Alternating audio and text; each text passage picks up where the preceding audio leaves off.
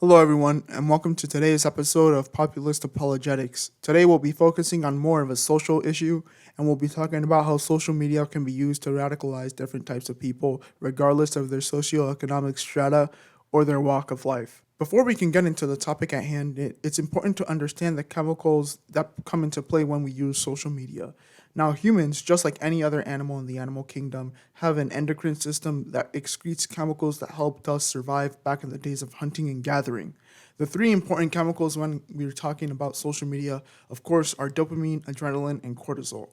Now, dopamine is typically known as the pleasure or satisfaction chemical, and it typically plays into the addictiveness of social media for different types of people. We can also see dopamine in play when it comes to people seeing political opinions that they agree with and spending more time in those communities in which they feel more welcome. Now, adrenaline is typically known as the energizing chemical, or also sometimes the competitive chemical. People have typically spent gradually more time on social media over the past few years, beginning to try to one up each other in terms of whatever they're posting, regardless of if it's political in nature or not, just simply trying to get the most likes, all that stuff. Now, when it comes to adrenaline, there's also the recent phenomenon of banger tweets, in which they say the most witty thing to the opposing political side, and this leads, of course, to strawmanning that we'll talk about later in this video. Thirdly, the chemical that's important to think about when we're talking about social media is cortisol, and this is typically known as the fight or flight chemical. Now, when it comes to the fight component of cortisol, we can see this in comment sections in which people typically tend to argue on whatever viewpoint they believe in the most. Social media platforms typically use interaction on an original source material to determine whether or not they should show it to more people. So when people are actually fighting in comment section, this counts as interaction to the social media algorithm, and thus it shows this discussion or debate or whatever it is to more people, leading more people to engage in this fighting behavior. Now, when it comes to the flight mechanism of cortisol, we can see this simply in banning and block culture, in which people ban and block people who espouse views that they don't believe in.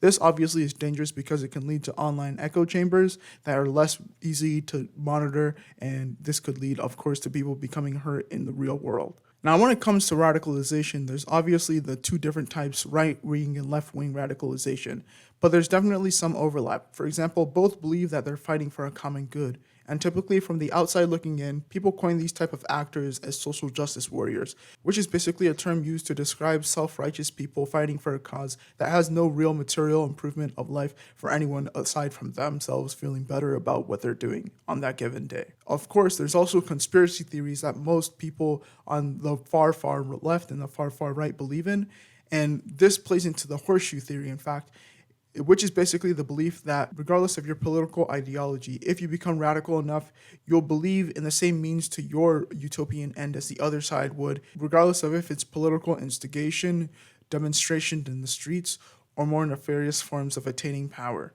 Now, when it comes to the right wing radicalization can basically be split into two types, economic and social.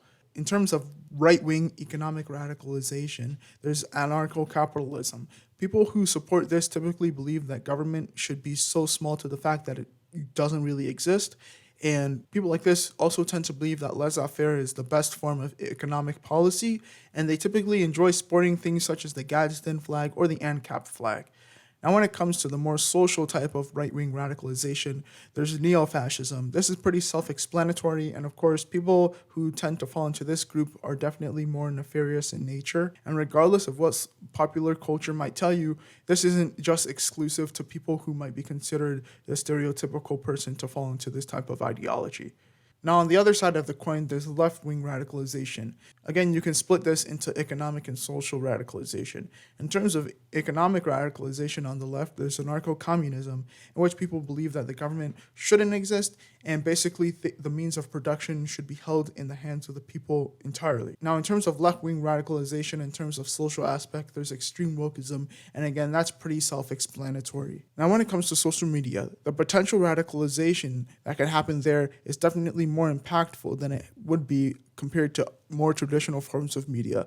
And this is because of the fact that social media more or less tends to be all about instant gratification. For example, Twitter has a word limit, TikTok has a video limit, Instagram has a image limit. The problem with this limitation of thought is that it creates a perfect breeding ground for dog whistling and polarizing phrases to become more popular than well thought out ideas. This leads to knee jerk reaction becoming more common and straw manning becoming the norm instead of becoming the exception in terms of debate, leading to further demonization of the other side. There are many different causes for why someone might become radicalized in whichever political, economic, or social view that they espouse, but here are just a couple main reasons. A life-threatening occurrence. Now, this could come in the form of police brutality or criminal activity. So basically, if you interact with, say, a bad cop and they treat you badly, you might be more adversarial towards cops in the future. Failed relationships are another cause of radicalization. For example, getting cheated on, family feuds, or being betrayed by friends who hold views that you may now see as that of the enemy. Childhood trauma is yet another cause of radicalization. For example, if you grew up in poverty or if you grew up with parental issues.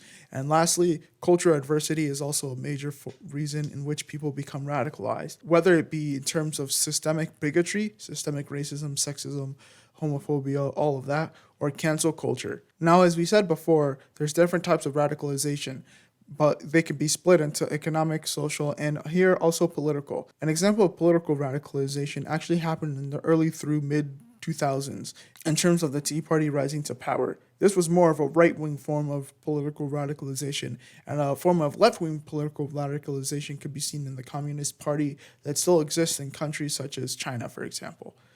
In terms of economic radicalization, we could see this in the late 1800s with laissez-faire economic policy, or a few decades later in the late 1910s with the example of the Bolshevik Revolution.